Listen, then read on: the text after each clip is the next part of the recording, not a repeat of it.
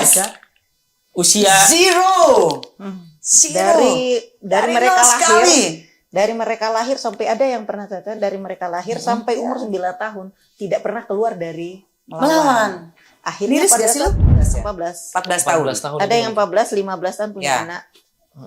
15 tahun punya anak Sudah punya di sana. Jadi anak kecil gendong anak. Di tahun 2020 itu masih ada istilah barter. Di sana ekonomi barter berarti. Barter waktu itu.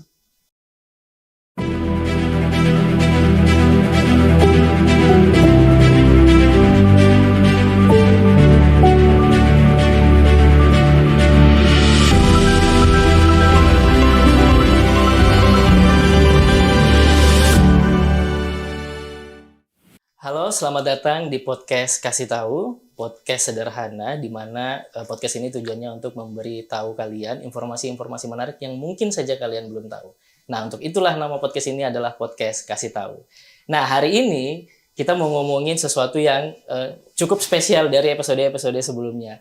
Jadi, dan mungkin saja ini adalah informasi baru yang teman-teman juga belum pernah tahu sama sekali. Dan ini berkaitan dengan soal pendidikan di Kutai Timur. Dan bukan hanya soal itu saja, ini juga ngomongin soal perjuangan, soal kemanusiaan, dan lain hal sebagainya. Dan di studio podcast Kasih Tahu hari ini, kita juga sudah kedatangan sebuah tamu yang spesial. Kalau saya sih bilangnya ini local hero ya, local champion yang mau datang menyempatkan waktunya di studio kami yang sederhana ini. Selamat datang Mbak Nina dan Bu Ros. Apa kabarnya Bu Nina? Baik. Saya ini manggilnya apa ya enaknya? Lebih baik kakak aja. Lebih baik kakak ya? Lebih friendly gimana? Kalau gue panggil ibu ntar lu anak gue. Bener. Jadi aku manggilnya Kak Nina. Kak Ros dan Kak Nina. Kak Ros dan Kak Nina ya. Karena anak-anak di dalam kita membahasakan kakak ya atau ibu guru. Nah, berarti Kak Ros dan Kak Nina ini adalah orang yang sudah lama bergelut di bidang yang sedang ditekuni sekarang. Ya. Berdua apa punya katakanlah misalnya jabatan lain misalnya dalam sebuah organisasi atau apa? Saya dari Bumi Edukasi. Bumi Edukasi. Kalau Kak Ros? Saya sebagai PJ, Kepala Desa Dutuk Wow. Desa Persiapan. Keren kan? Nah, ini lokal championnya. Guys, jadi terhormat ya studio ini kedatangan sebuah PJ Kades ya. Dan ini bukan sesuatu hal yang cukup mudah menurut saya gitu, perjuangan untuk kesini juga. Tapi sebelumnya saya mau nanya, gimana perjalanan Kak Nina dan Kak Ros ke sini? Karena saya tahu ini yang mau kita bahas ini lokasinya cukup jauh. Ya, kalau mungkin dari saya dari awal ya. Saya dari Bogor. Yang entah berantah gue nyasar di Kalimantan Timur, tepatnya di Bontang. Karena sedang membantu Taman Nasional Kutai dan Indominco untuk rehabdas di daerah kawasan Taman Nasional namanya Melawan. Nah, jadi saya di sini karena mereka bukan ujuk-ujuk datang ke Kalimantan Timur hanya untuk mengajar. Nah, seiring berjalan, dengan Indominco Taman Nasional, aku di di rekayasa sosialnya untuk pendampingan masyarakatnya. Nah, jadi dulu tuh gue suka masuk dalam karena orientasi Medan, bla bla bla bla bla supaya program rehabdas ini masuk yang disupport oleh Indominco. Era gue melihat anak-anak gitu loh. Anak-anak notabene sudah usia 8 tahun tapi mereka nggak bisa baca tulis. Miris gak sih lo? Sangatan nih kota ya, gue sebut kota, dan itu nggak jauh dari Melawan lah, cuman berapa kilo lah. Kalau cuman memang ekstrim jalanannya gitu. Nah, tertariklah gue di situ untuk ngajar mereka baca tulis. Tapi awalnya gue tidak baca tulis, tapi mengajarkan mereka tentang earth, alam. Gitu kan. Karena memang seizin Kepala Balai Taman Nasional dulu gue membuat sekolah itu karena gue mencoba untuk dari anak-anak bisa membrainwash orang Uta untuk tidak illegal logging, tidak merusak hutan. Itu pertamanya gue membuat mengajar. Kalau baca tulis hanya sebatas bonus.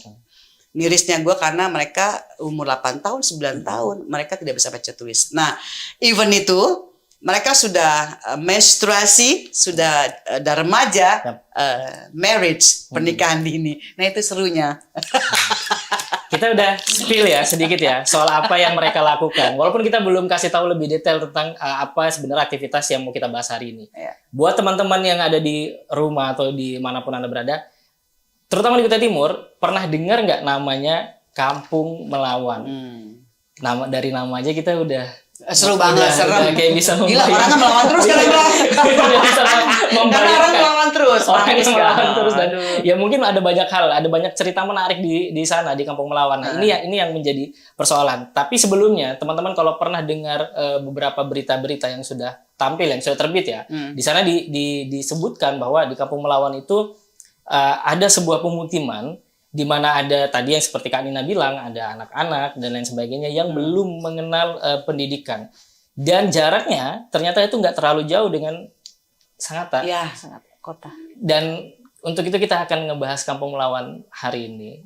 Kita ke Kak Ros, kita mau nanya dulu, Kampung Melawan itu sebenarnya di mana sih letaknya? Fotografinya ya, Iya. topografinya. Apakah dia sebuah hidden gems yang susah? Ya, apakah dia melahirkan sendiri atau siluman? Nggak tahu. Tiba-tiba ada gitu. Gue juga kaget gitu. Soalnya Kak Nina tadi bilang dia mau rehab das, tiba-tiba ketemu gitu kan. Jadi kayak gimana itu nyusurin sungai gitu ketemu. Gimana itu Bu? Di mana? Oke, gini. Kalau tentang Kampung Melawan itu, saya pun dengarnya sebetulnya udah lama. Saya kan adalah pegawai kecamatan dan itu udah lama kita dengar. Saya semakin penasaran dengan Kampung Melawan itu sejak saya menjadi PJ, Kepala Desa. Kebetulan Kampung Melawan itu adalah salah satu wilayah di dalam Desa Persiapan Pinang Raya. Masuk dalam wilayah Persiapan Pinang Raya. Di situ ada tantangan dari kami, dari Kepala Desa yang lama menyatakan bahwa Ros, ada Kampung Melawan yang menjadi tanggung jawabmu. Tapi saya tidak tahu bahwa itu apa sih di dalam Kampung Melawan itu, tidak pernah tahu. Saya tahunya sejak ada kegiatan Rehabdas diundang karena dari Kampung Melawan itu masyarakatnya meminta untuk melibatkan pemerintah dalam kegiatan Rehabdas ya. Nina yang dilaksanakan oleh kerjasama Indomingo dengan TNK. Akhirnya kami sebagai pemerintahan masuk waktu itu bersama Camat Sangatta Selatan masuk melakukan pendataan dan pendekatan dengan masyarakat. Sama terkejutnya nggak dengan Kak Dina waktu pertama kali masuk? Yang terkejut pertama adalah Bu Camat. Astaga, ternyata ada masyarakat saya Mbak Nina. Hei, kemana aja gitu. Benar. Sangat terkejut lah memang. Karena kita tidak pernah tahu bahwa di dalam itu ada warga. Sebanyak itu, kurang lebih 30 atau 40 kakak. Ya, lumayan. Sebanyak itu di dalam itu dan kita tidak pernah tahu bahwa ada kepala desa yang lama sampai menangis. Waktu itu Kepala Desa Sangatta Selatan yang lama menangis. Saya tidak menyangka selama 2 periode saya menjabat, saya tidak tahu kalau ada warga saya di dalam. Apa yang membuat dia tertutup? Apa? Soal akses kah? Atau soal mereka tuh nggak punya, katakanlah akses informasi juga misal? Sebenarnya sih akses enggak ya. Mereka masih bisa lewat pakai motor. Cuma mereka tidak terdata. Jadi masyarakat di sana itu hanya misalnya gini, aku tinggal di sana. Nah, gue punya saudara di Sulawesi. Sini kamu, gitu kan? Kita punya tanah, cuma ganti tanah aja, ganti lahan, bla bla bla bla. Selesai. Nah, tanpa ada administrasi negara dan melaporkan. Nah, kebetulan saya sangat dibantu dengan Ibu Kades, Deros dengan Bu Camat waktu itu Bu Hasdia. Jadi datanya mereka dibantu dengan mereka, administrasinya bahwa kayak KTP ya Ros ya, KTP KK. Mereka pernikahan juga siluman cuy. Oke. Jadi tidak ada lu nikah ya lu gue suka sama lu ya, so jadi gitu kan. Even gue gak suka sama lu, gue sama yang lain jadi. Nah itulah terjadi di sana gitu. Waduh, ini semakin kompleks, Kalau udah ngomongin soal pernikahan, pasti kan ada ngomongin soal ya sebelum pernikahan juga pasti ngomongin akses kesehatan dan sebagainya. Ya, itu. Soal pernikahan kita akan bahas, tapi ini dulu yang paling menarik menurut saya. Selama berapa tahun dia kemudian tidak terdata itu dan bagaimana di hari-hari itu gitu kesehatannya, mereka hidup dengan apa? Oke, mereka ada yang sudah 10 tahun di dalam. Wow. Gitu kan. Aku masuk tahun 2019. Oke. Ros dan Bu Kades itu Bu Camat itu akhir 2019. Nah, jadi fase di situ yang mereka notabene bukan setahun 2 tahun, Bro. tapi sudah 10 tahun, ada yang 8 tahun, 5 tahun. Nah, dia tidak pernah memikirkan tentang kesehatan, sekolah, Ya. lahiran, dan mereka punya ada bukan dukun ya, tetapi ada orang yang bisa untuk melahirkan. Dan itu laki-laki. Wah, Ya, nolong lahiran itu laki-laki. Gitu. Kita, Nah, jadi tidak memikirkan, ya mereka sakit tetap keluar. ya. Tapi biaya umum gitu kan, tidak ada jaskin gitu kan, tidak ada apa tuh namanya BPJS. Nah, kebetulan mereka lah yang bantu. Sebelumnya Bersama. dengan apa mereka hidup? Atau sekarang ini mereka apa pekerjaannya di sana? Petani. Sekarang petani. Petani. Nah, sama ikut tadi program Rehabdas. Oke. Karena kan tujuannya dulu Taman Nasional Kutai, kenapa ada Rehabdas di Melawan dan disupport oleh Indominco, karena ini kan dulu kayu banyak keluar dari daerah sana. Nah, jadi kepala balai dulu ada punya ide, ayo deh kita coba, siapa tahu berubah, gitu kan. Nah, ya alhamdulillah puji Tuhan sedikit berubah dengan adanya program Rehabdas, karena program Rehabdas sendiri itu masyarakat pengganti dari si illegal logging adalah ikut program Rehabdas. Jadi mereka bikin nursery, bibit masyarakat yang bikin bibit, nah kita yang beli vendor, yang ikut menanam kita bayar. Nah itu programnya Taman Nasional dan Indominco, disupport oleh Indominco. Ini berarti sinergisitas ya? Ya. Pemerintah desa kemudian mencoba soal administrasinya, kemudian pegiat lingkungan dan kemudian pegiat sosial juga hari ini termasuk Kak Nina ya di dalamnya. Karena waktu itu gue nggak sanggup untuk mengerjakan sendiri. Yap. Makanya gue bilang begitu juga dengan sekolah di sekolah gitu kan. Kalau saat itu gue bilang, Ros, waktu itu gue bilang gue butuh orang dong yang ngajar gitu. Gue udah nggak sanggup karena gue wilayah yang di Rehabdas itu 3.000 hektar cuy. Oke. Dan gue nggak sanggup saat itu. Ada Ros dan teman-teman mau. Nah jadi Ros lah yang berjuang dengan teman-teman. Ada dulu 15 orang Ros ya. Nah itu termasuk Linda gitu semuanya gitu kan. Dan mereka tanpa pamrih, mereka berjuang, ya dia hujan, jalanan dulu masih off-road gitu kan. Lu banjir mereka bisa sepinggang, mereka jalan di banjir. Mereka gitu kan, mereka mengalami. Nah jadi lebih banyak berjuangnya adalah Ros dan teman-teman. Ya, tapi saya anggap kalian berdua lokal champion gitu. Ini nggak bisa lagi kita bilang bahwa mereka salah satunya paling berjasa ya. Tapi saya sendiri merasa rasanya ingin terlibat ya di dalam situ. Nah, tadi udah disampaikan soal bagaimana membangun pendidikan alternatif. Kalau saya nangkap dari Kak Nina sampaikan juga Kak Ros gitu yang tadi punya relawan sampai kemudian belasan orang. Saya pernah dengar namanya Sekolah Alam Melawan. Ada cerita nggak soal Sekolah Alam Melawan ini? Maksudnya gimana cerita apa nih? Kenapa kemudian menghadirkan Sekolah Alam Melawan di sana? Ya itu tadi. Apa itu adalah bentuk sekolah non formal atau dia sekolah alternatif atau sekolah seperti apa? Sebenarnya alternatif ya. Oke. Alternatif. Tapi akhirnya kita membuka jalur lagi kerjasama dengan SKB. Nah jadi mereka ikut paket. Sebelumnya berarti belum? Enggak. Belum. Apa yang Kak Nina ajarkan ke anak-anak? Kalau dulu waktu itu gue jadi gue tidak baca tulis gue dari alam. Jadi kayak gini. Gimana? Misalnya gue menulis A, tapi gue pakai ranting. Jadi gue suruh nyari mereka ranting, daun gitu kan. Nah, gue suruh berhitung dari satu lembar daun. Nah itu matematika. Nah untuk menulisnya gue cuma suruh nyari ranting. Gue cuman ini nih tanah gitu kan. Gue cuman ini A gitu kan. Nah mereka nulis A gitu kan. Nah seiring berjalan berkembang gue nggak sanggup. Karena gue suruh dia, gue bilang terserah lu deh mau gaya lu belajar seperti apa kayak gitu kan. Akhirnya gue kembangkan ke Ros. Tapi kalau gue punya konsep belajar, bermain dan berpetualang gitu kan. Nah jadi gimana anak-anak itu enjoy belajar, tapi tidak diskriminasi. Ayo kita baca, ayo kita enggak. Jadi gue bikin enjoy. Tapi seiring jalan, gue nggak bisa idealis karena ini anak juga harus punya paket gitu kan. Kalau ngikutin metode gue ini kan konsep alam, memang learning by doing-nya lama gitu kan, belajarnya lah sangat lama. Jadi Ros dan teman-teman yang membuat pembelajaran tentang kurikulum, kurikulum ada transportasi, mereka mengenai transportasi dan mereka kemarin tuh jalan-jalan jika aku cita-citaku. Jadi dibawalah ke damkar gitu kan. ke Darlanal gitu, ke kantor polisi, jadi mereka nggak penjara gitu kan seru kan jadi gitu. Nah jadi Kok seru ya? Ngeliat penjara kok seru ya? bukan karena mereka bapaknya CKO.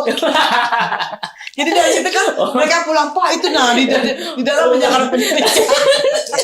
Jadi sebenarnya jadi sedikit menakuti. Keren sih. Gitu kan, jadi ini sedikit sebenarnya bentuk literasi sebenarnya kalau Ya, aku bilang. literasi. Karena literasi kan nggak cuma membaca formal ya, Betul, tapi betul. ada bentuk yang lain. Ini yang Kak Nina lakukan menurut aku bentuk literasi yang keren banget.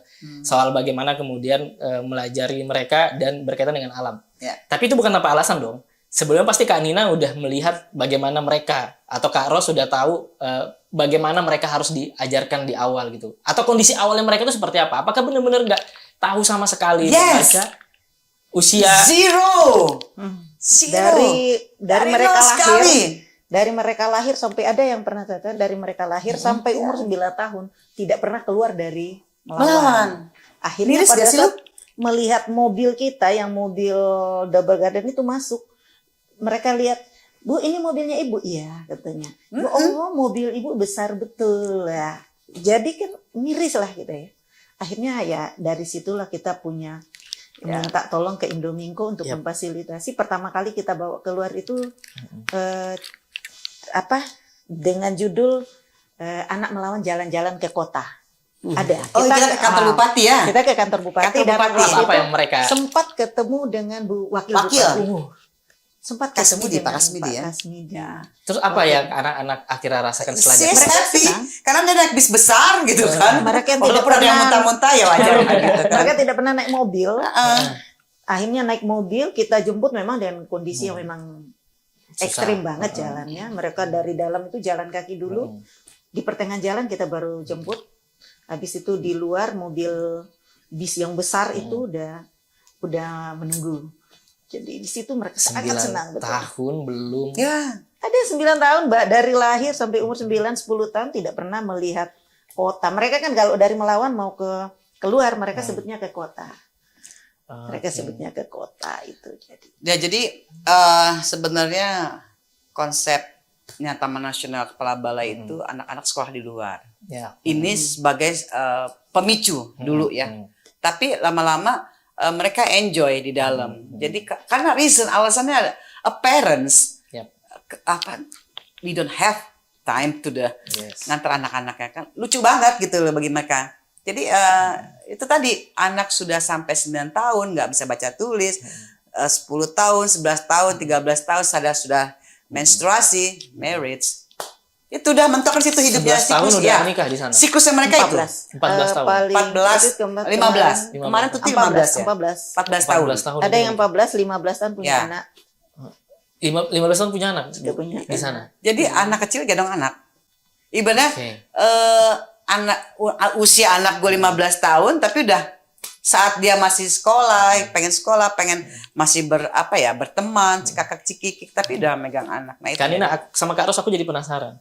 Kanina sama Kak Ros sudah katakanlah udah berapa tahun ini mengisi ruang-ruang literasi di mereka gitu. Paling enggak mereka udah mengenal soal dunia luar dan lain sebagainya. Iya.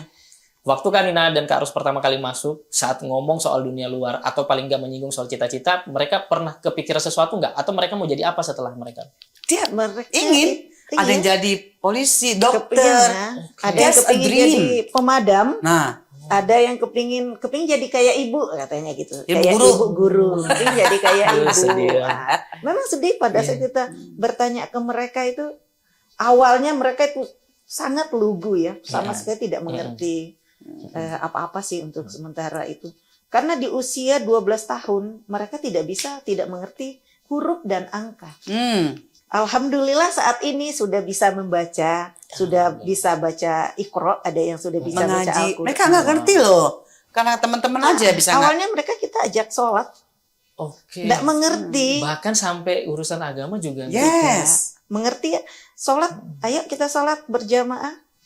Kita bawa ke masjid, kebetulan di dalam ada masjid yang tidak terawat. Kemudian kita ayo ambil mukena, tidak ada yang punya. Mukena, akhirnya ya kita relawan, kumpulan bawa mukena Meta, dari coy, barbar. rumah. Bawa mukena dari rumah, teman-teman itu bagi ke mereka. Yang dilakukan Kak Ros sama Kak Nina ini luar biasa sekali ya kawan-kawan ya. Kita jadi kecil sekali ya Jun ngerasanya. Saya sama speechless ini, saya benar-benar terus terang aja, saya awalnya membaca tulisan kawan Jun, produser di podcast ini, Kanina. Kalau Kanina mau tahu, Jun itu produser di podcast kita, dia menulis soal yang rela mengabdi di sana gitu. Saya membaca kisah kalian. Dan itu inspiratif banget menurut saya, tapi ada dilematisnya juga. Iya. Saya yakin Kak Nina, Kak Ros pasti pengen mereka jauh lebih Baik. baik dan segala macam. Itu harapan kami. Harapan Kak Nina sama Kak Ros. Tapi apakah menjadi baik harus tetap berada di situ atau keluar kan? Kalau emang itu memang harus di luar. Harus di luar. Harus di luar. Karena kalau di luar itu kan mereka akses gampang, mau sekolah gampang. Kalau tinggal di dalam, alasannya reasonnya nggak sekolah hujan. Jalanan rusak gitu kan. Nah, terus belum lagi panen padi. Kayak gitu. Jadi alasan-alasan yang menurutku simple sebenarnya, tapi dibuat sama mereka rumit. Karena orang tuanya masih kurang untuk anak ini butuh sekolah dan mereka masih kurang itu orang tuanya. Kenapa orang tua masih menganggap seperti itu? Padahal program Kanina sama Karo sudah masuk di dalam. Karena mereka juga butuh sekolah. Oke. Karena ada beberapa yang memang tidak sekolah. Makanya tujuan kita itu, salah satu tujuan kita yang paling utama adalah memberikan pengertian. Selain kita mengajarkan baca tulis sama anak-anak itu, kita selalu menanamkan bahwa kalian itu jangan mau tinggal di dalam sini. Kalian harus keluar. Setidaknya baca tulis itu kalian bisa, menghitung kalian bisa. Jadi pada saat kalian keluar dari hutan ini, kalian sudah tidak terlalu dibodohkan lah di luar ya. Kalau kasarnya seperti itu ya. Jadi mereka harus bisa berpikir untuk keluar. Mereka harus bisa meraih cita-citanya. Walaupun cita-cita sederhana aja, tapi mereka harus bisa keluar. Harus bisa lebih baik daripada orang tua mereka saat ini. Dan itu yang kita tanamkan ke mereka. Saya sedang membayangkan hal-hal yang dramatis di dalam sana. Saya belum pernah ke sana, jujur aja. Dan saya sekarang tertarik ingin ke sana. Tapi saya sedang membayangkan hal-hal yang dramatis. Saat Kanina, Kak Ros masuk, apakah ada pertentangan-pertentangan di dalamnya? Misal orang tua yang menentang anak yang belajar. Sangat ya. Awalnya Mbak Nin ya. Awalnya saya memang berat. Luar biasa. 2019 itu saya untuk masuk program Rehabdas aja setengah mati gitu kan. Karena mereka nggak terima. Oh, oke. Beda dengan pendidikan. Kalau saya kan lebih pada ke pemberdayaan masyarakat untuk program Rehabdas. Karena mereka taunya adalah saya dari Taman Nasional. Malah disebutnya dibilang bos PPA. Kayu jangan keluar, itu ada bos PPA. Oke. Kalau pendidikan smooth, karena mereka sangat membutuhkan. Nah, di posisinya gue itu sangat complicated, karena mereka nggak suka dengan adanya gue, karena mereka perambah. Dianggap sebagai ancaman berarti. Okay. Nah, jadi udah deh tuh namanya parang, diancam-ancam sudah biasa. Serius Mbak? Gitu. Itu tadi gue berpikir gimana caranya gue bisa tidur di dalam. Ada anak yang jadi poinnya gue. Jadi gue deketin anaknya, gue ajarin baca tulis, luluh lantak, baru di situ bicara dengan program Rehabdas, bla bla bla bla bla bla. Kalian akan mendapatkan penghasilan dari sini, gitu kan? Menghilangkan ini, tapi caranya ini. Nah, dari anak lah gue bisa masuk. Nah, jadi orang tuanya percayalah. Tapi tetap juga begitu. Berat. Masih ada. Untuk masuk itu berat. Masih ada lagi nih gunjang-gunjing provokator lah. Udah kenyang deh gue sama provokator. Oh, ini begini.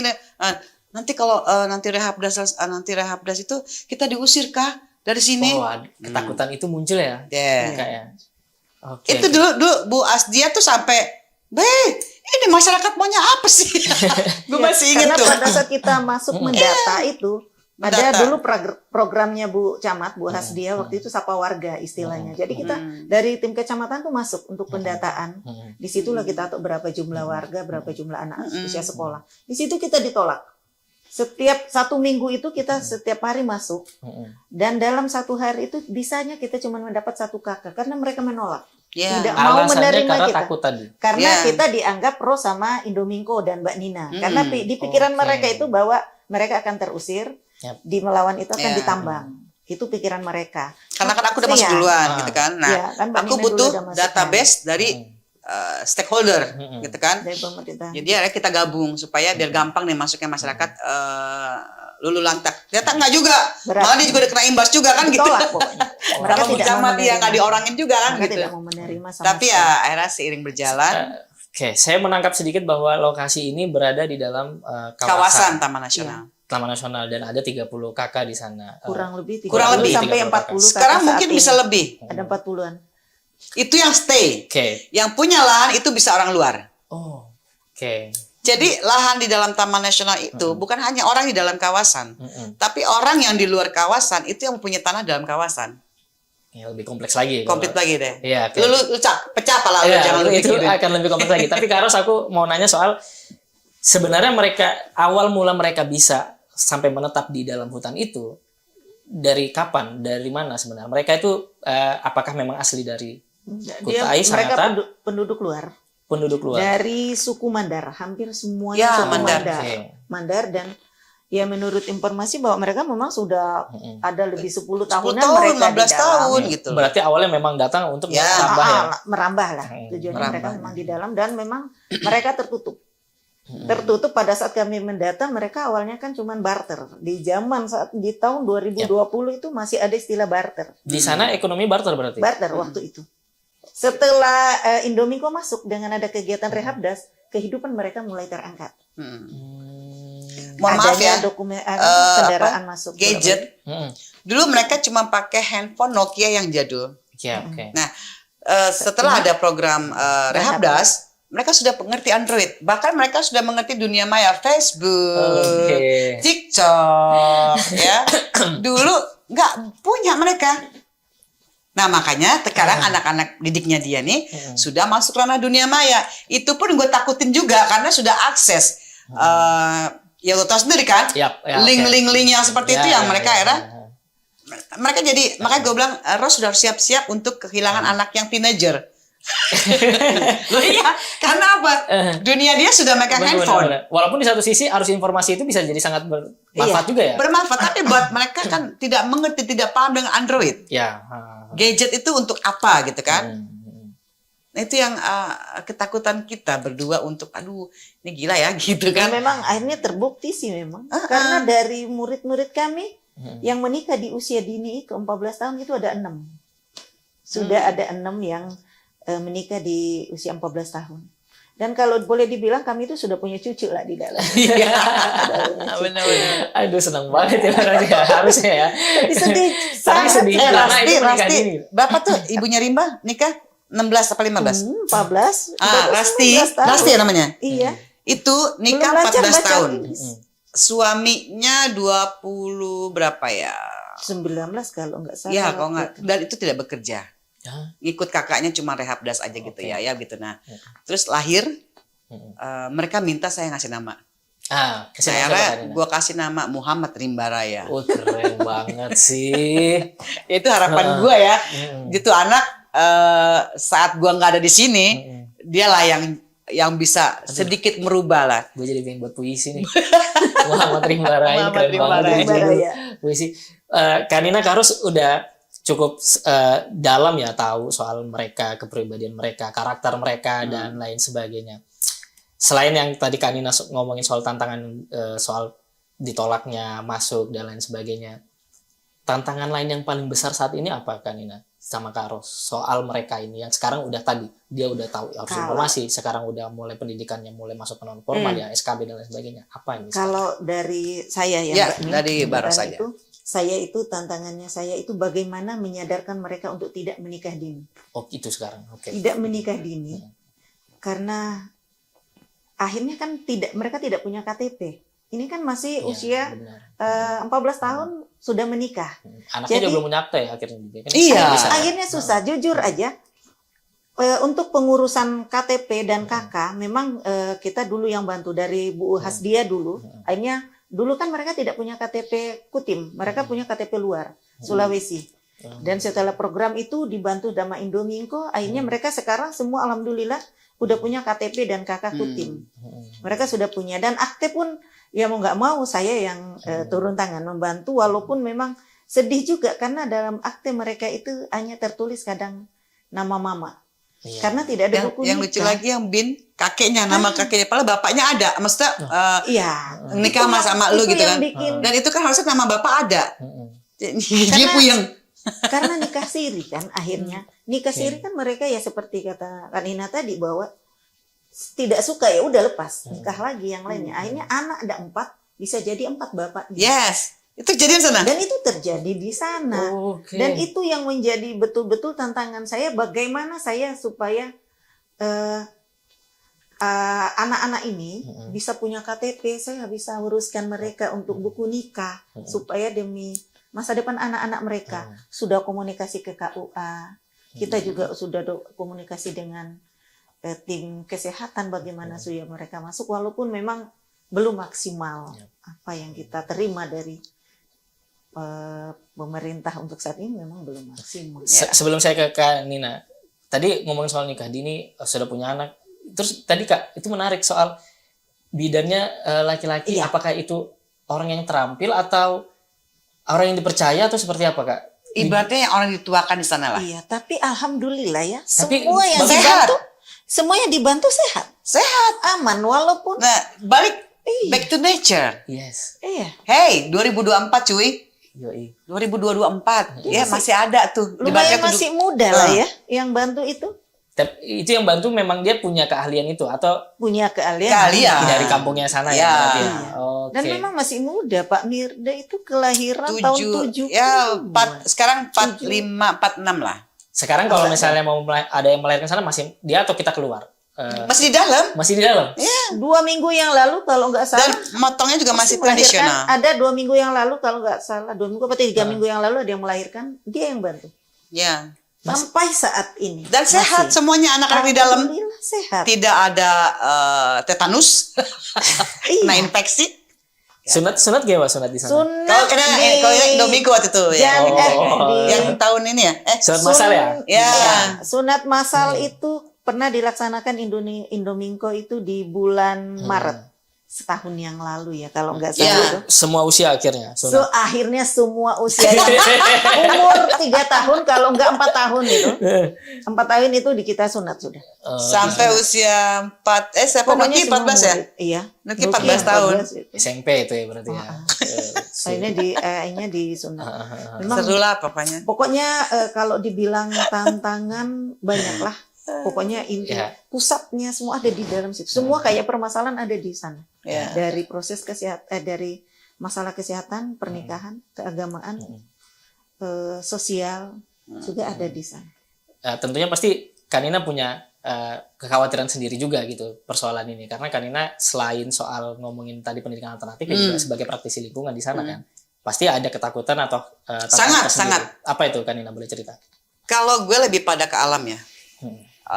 Ketakutan gue terhadap alam karena mereka sangat berdampingan dan hidup dengan alam. Nah, berkali-kali gue sudah bilang untuk bagaimana caranya kita bisa berdamai. Karena lu semua tergantung dengan alam. Yes. Nah, sekarang gue masih bisa lihat mereka membakar lahan. Reasonnya hanya untuk padi. Padang, ya ladi, padi yang membuka Terus lahannya. mereka tebang pohon hanya untuk buka lahan. Hmm. Bisa kan? Nah, jadi gue sudah ratusan kali untuk menasehati mereka, mengedukasi mereka, bahkan duduk bareng dengan mereka bahwa kalian sangat tergantung dengan alam. Saya bilang gitu kan, karena jangan sampai dalam hutan banjir. Karena apa? Semua lereng ini sudah kebuka. Kalian kayak mangkok. Ini kalian nih, ini lereng. Saya bilang gitu kan. Kalau semuanya kalian buka, ini air kan ke sini semuanya tanah. Jangan sampai kalian ketutup dan kependam dengan alam. Itu kekhawatiran saya. Terbukti Ya, banjir. terbukti. Di Dan dalam sekarang banjir. Ya. Dan mereka ngerasain. Kemarin seberapa Ras? Segini ya? Ya. Yang waktu itu ya? Pernah banjir. kita masuk seperut. Sepinggang. Kita masuk Lu bayangin di hutan, Bo, gitu kan? Yang notabene yang harusnya Waktu asli. banjir besar sangat aja kan yang aksesnya tertutup, kita yang di kota aja ngerasa lumpuh kan. Iya. Apalagi mereka yang mereka di dalam banjir juga. Itu gimana ya rasanya? Nah, karena apa? Mereka sudah nggak ada. Yang pohon-pohon gede itu udah nggak ada. Dan karena mereka semua buat lahan gitu kan. Nah, kebanyakan lahan tidur. Lu cuma ngebuka, Yap. selesai ditinggal. Iya. Mereka ini berarti nggak punya alas hak juga dong ya? Harusnya. Kenapa?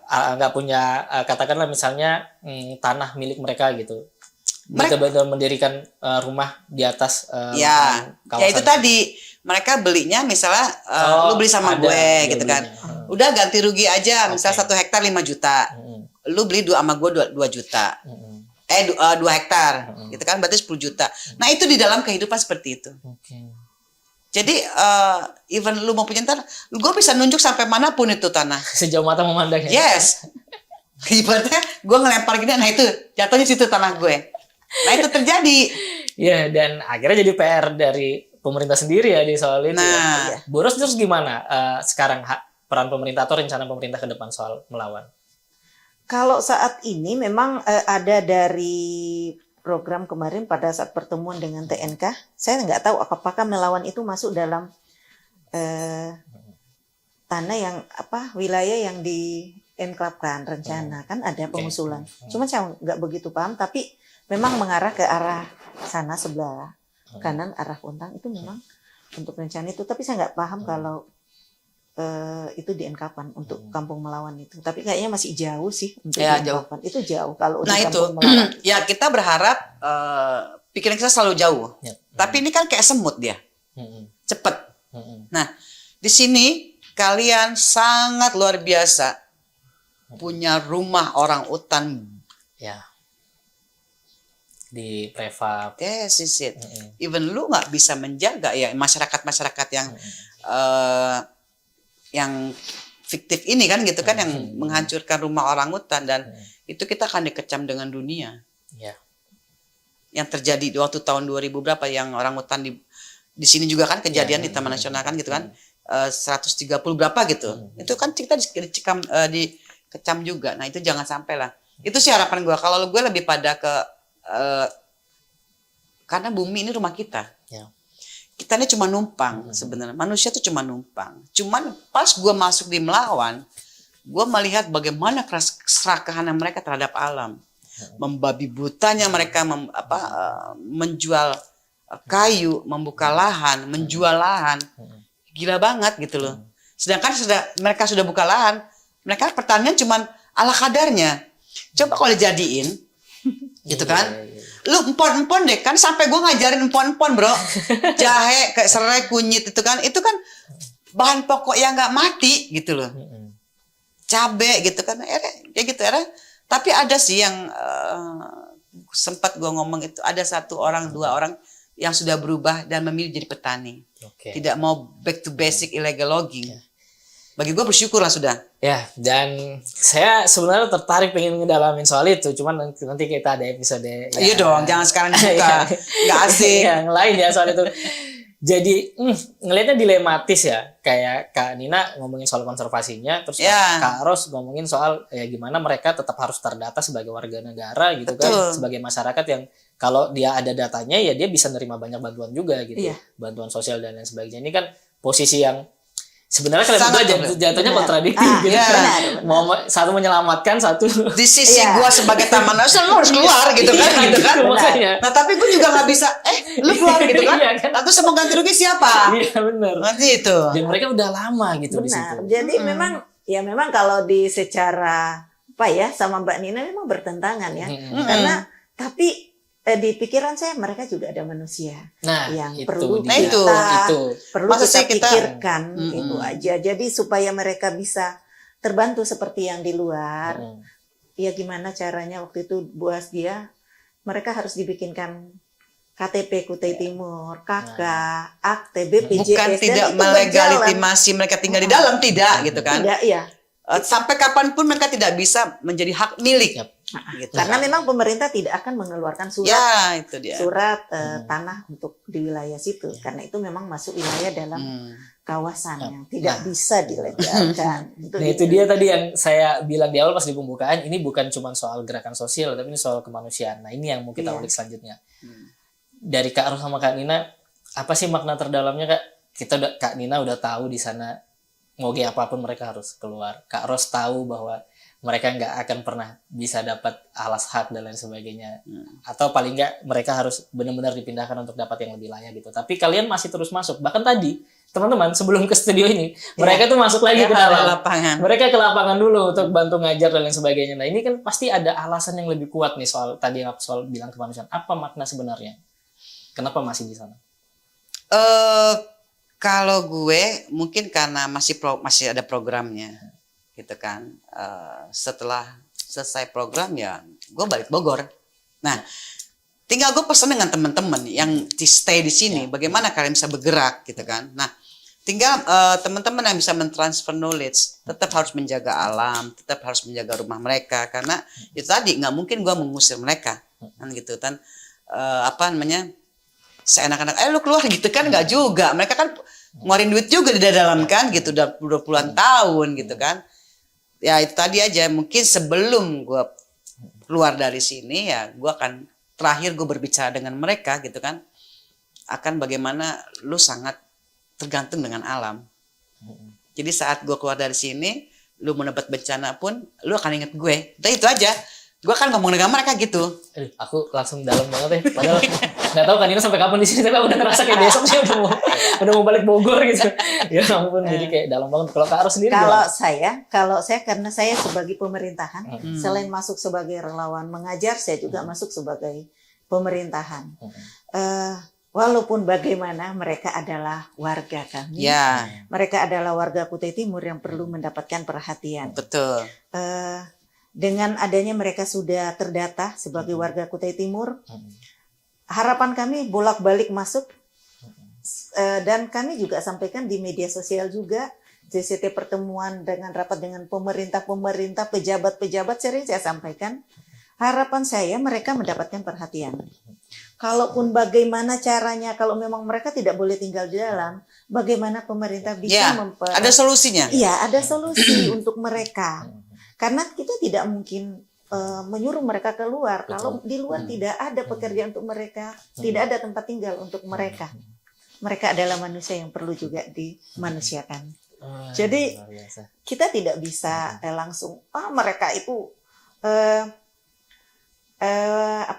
istilahnya legal ya, tidak legal, ilegal di dalam situ, kita tidak bisa. Kita gimana melegalkan? Akhirnya kita bikinkan KTP.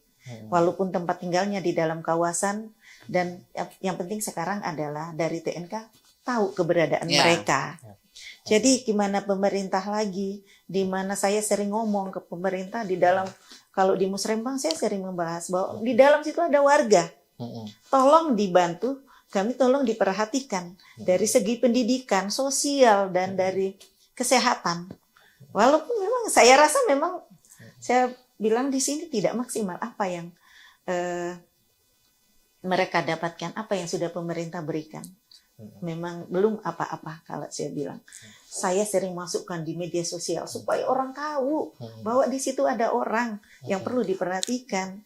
Bukan hanya menjadikan Kampung Melawan itu sebagai apa ya yang saya bilang, panggung lah bagi beberapa orang. Para pencari panggung. Mereka cuma mengambil inilah kegiatan ini. Karena kan ini sesuatu yang renyah ya. Sangat mudah di Melawan itu, karena udah kebuka nih, gitu kan? Kita udah buka nih Melawan, seperti apa sekolah Melawan. Terus Mbak Ros, bolehkah kita berbagi? Oh silakan, kita memang terbuka ya Ros ya. Tapi ya mereka pencari panggung. Tiba-tiba namanya dia ada gitu kan. Nah sejarahnya kenapa ada di sini sekolah ini, ada pendidikan di sini, dia kan nggak storytelling. Ya, betul.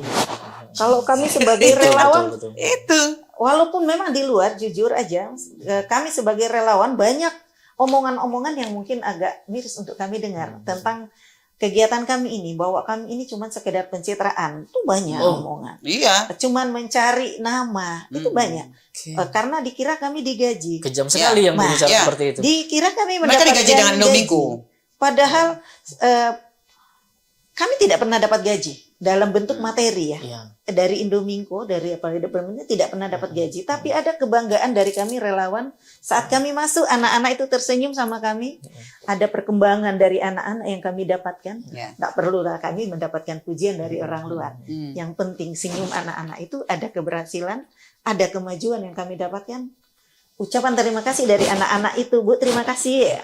Itu bagi kami. Tapi pujian dari luar tuh, penghargaan seperti orang lain dapatkan itu bagi kami tidak perlulah seperti Saya itu. Gue pernah bilang sama mereka, Ros dan teman-teman, bekerjalah dengan hati. Ya. Even lu cari panggung, lu akan sebentar. Yep. Tapi kalau lu bekerja dengan hati, lu akan long term. Lu akan panjang. Dan lu akan digaji oleh Tuhan. Ya. Bukan oleh manusia. Dan penghargaan lu itu bukan hanya untuk manusia. Tapi dengan Tuhan. Saya bahkan waktu membuat tour di podcast ini itu tidak memasukkan pertanyaan gaji. Kenapa? Karena saya itu yakin orang yang digaji pun akan mikir ulang masuk situ. Gitu. Mampus gak lo? Iya. Dan gue juga kagak mau kan gitu. Saya cerita brainstorming sama Jun kan. Ya, aku yakin banget kalau mereka pasti relawan. Udah bener. Iya. Karena cuma relawan yang bakal mau ke sana. Mau digaji gimana pun lu gitu kan. Walaupun tapi pernah saya mendengar Mas, relawan tapi masih membahas tentang gaji. Oh kita loh relawan tapi ada gajinya. Itu jelas banyak yang saya dengar. Tapi saya sering ngomong kalau ada kata-kata, lah ngapain kalian masuk? Orang tidak kayak pencitraan. Kami punya prinsip bahwa relawan itu tidak digaji bukan karena tidak bernilai, tapi karena tak ternilai. Itu prinsip kami yang membuat kami harus tetap semangat. Ya. Kak Ros 2024 Kita itu quote ya. bisa dipakai quote-nya Kak Ros itu ya, soal relawan. Dan ini perbincangan yang sangat menarik di sore hari ini dan kebetulan juga ini bulan suci Ramadan. Sebelum kita akhiri saya mau nanya di sana suasana Ramadannya gimana Kak Ros di Kampung Melawan? Di Kampung Melawan tadi kami masuk memang kami alhamdulillah anak-anak kami anjurkan untuk tetap berpuasa. Puasa. Alhamdulillah kami kasihkan belikan buku untuk buku Ramadan. Oh, oke. Ada kami belikan. Jadi kami nanti akan menilai. Kami menjanjikan bahwa siapa yang full puasanya atau ibadahnya bagus di akhir Ramadan nanti kami akan memberikan apresiasi lah bagaimana. Dan alhamdulillah mereka masih semangat sampai kami masuk tadi ini. Mereka masih Walaupun orang tuanya nggak puasa ya. Kita nggak tahu puasa orang tuanya puasa apa enggak. Kita masuk di sesi akhir. Kak Ros, Kak Nina, saya tahu mungkin ini nggak seberapa podcast kasih tahu ini mempublikasikan soal Kampung Melawan dan saya juga mungkin ngerasa bahwa Kak Nina nanti akan pulang ke Bogor. Kak Ros juga suatu saat pasti akan kita tahu mungkin berhenti atau segala macam. Tapi mereka pasti akan mengenal kalian berdua gitu. Saya pingin kalian sampaikan sesuatu ke mereka. Siapa tahu ini bisa jadi jejak digital yang baik kalau mereka udah bisa menonton podcast ini. Satu saat mereka tidak bertemu Kak Nina dan Kak Ros, mungkin bisa sampaikan lewat podcast ini ke mereka. Silakan Kak. Mudah-mudahan ya, saat gue udah mati gitu kan, udah ada. Ternyata dibuka, ternyata ada Bunda Nina gitu kan. Iya, ada pesan untuk kita. Ya kalau dari gue sih, hai masyarakat Melawan, tetaplah berdamai dengan alam. Karena biar gimana pun, alam adalah rumah kita. Jangan pernah lupa itu. Kita betul membutuhkan alam, tapi jangan terlalu serakah. Jadi saat saya sudah nggak ada di sini, misalnya, jadi semoga mereka mengingat bahwa kita sangat butuh alam. Karena manusia butuh alam. Alam nggak butuh manusia. Rumah adalah bumi. Rumah pertama kita. Itu aja. Kak Ros, kalau dari saya, untuk anak-anak Melawan, untuk anak-anak kami di Kampung Melawan, tetap semangat, tetap belajar, jangan pernah merasa bahwa kalian tidak seperti anak-anak kota. Kata-kata mereka itu, Bu, kami malu, bukan anak-anak kota. Tetap semangat bahwa selagi kalian masih belajar, masih tetap semangat untuk belajar, masa depan ada di tangan kalian. Yes. Dan untuk teman-teman relawan, tetap semangat. Tetap semangat. Tetap semangat. Selagi kontrak kaki kalian masih bisa berpijak, tetap semangat dan tetap melangkah untuk berbagi. Luar biasa Kak Ros, Kak Nina. Aduh, selagi kontraknya masih ada di bumi. Luar biasa. Buat teman-temanku semua, teman-teman mahasiswaku, teman-teman kolektifku yang nonton podcast ini, luangkanlah sedikit ya kesempatan dan waktu kalian untuk mengenal Kampung Melawan. Kalian boleh nggak kalau misalnya nanti ada yang mau bergabung di sekolah Melawan? Silahkan. Kak Nina dan Kak Ros membuka peluang itu buat teman-teman yang ingin bergabung, terlibat, menjajaki program-program di sekolah Melawan, di Kampung Melawan itu. Dan mungkin ini saja perdiskusian kita kali ini. Kak Nina, terima kasih banyak sudah hadir. Dan kita juga berdua terima kasih. Terima kasih banyak. Diundang dengan teman-teman di sini. Jadi siapa tahu informasi kami berdua Siap. bisa membuka halayak Siap. bahwa betapa pentingnya informasi ini. Siap. Kami juga ingin ambil bagian dari situ gitu, membantu Oke. perjuangan Kak Ros dan Siap. Kak Nina. Terima kasih. Terima kasih teman-teman podcast kasih tahu. Terus di channel ini kalau kalian suka sama konten ini jangan lupa dibagikan, komen, like dan Salam subscribe. lestari. Salam lestari. Salam lestari, tetap semangat. Tetap semangat.